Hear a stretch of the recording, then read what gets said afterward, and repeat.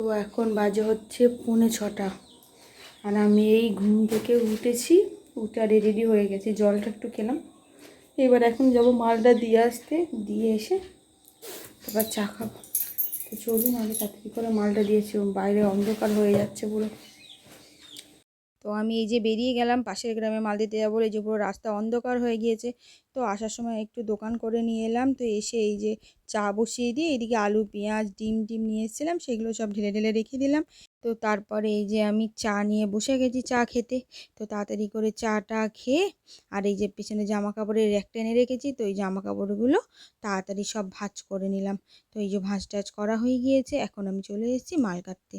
তো এই যে ঝপাঝপ মালগুলো কেটে নিচ্ছি। এই মালগুলো রাতের বেলা আজকে করব, যতটা পারবো করে রাখবো। তো এই যে মালও কাটা হয়ে গিয়েছে। তো এইদিকে আমি বাসন মাজতে চলে এসেছি। ভাবছিলাম কি হাঁটতে যাবো না, বৃষ্টি পড়ছিল। তো তা ভাবলাম তাও বৃষ্টি কমে গেলে বলে, তাই জন্য আবার হাঁটতে যাবো, যেন রাতে করে বাসনটা মেজে আর রেডি হয়ে গেলাম। তো এখন বাজে হচ্ছে 9:05 আর আমি এখন যাচ্ছি হাঁটতে। ভেবেছিলাম যাবো না, একটু আগেই বৃষ্টি পড়ছে টুকটুক করে।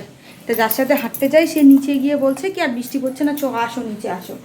তাই জন্য আবার এখন এই যাচ্ছিলাম, ভাবছিলাম নাহলে একটু রান্না করব, আজকে কিছু নেই বেশি রান্না করার, আইসে আর ডিম ভাজা ভাত খাবার কি করব। তো চলে যাই এখন হাঁটতে। তো এখন বাজে হচ্ছে 10:10 আর আমি ঘরে চলে এসে এই যে তাড়াতাড়ি করে ডিম ভাজা করে নিচ্ছি। আর ওই সকালে আলুর তরকারি ছিল আর একটা তরকারি ছিল, সেটা দিয়ে ভাত টাত খেয়ে বাসন মেজে আর এই যে একটা ব্লাউজ করতে বসে গেলাম। তো এই যে এই ব্লাউজটা আমার তাড়াতাড়ি করে করা হয়ে গেল, করার পরে এই যে আর একটা ব্লাউজ ধরলাম।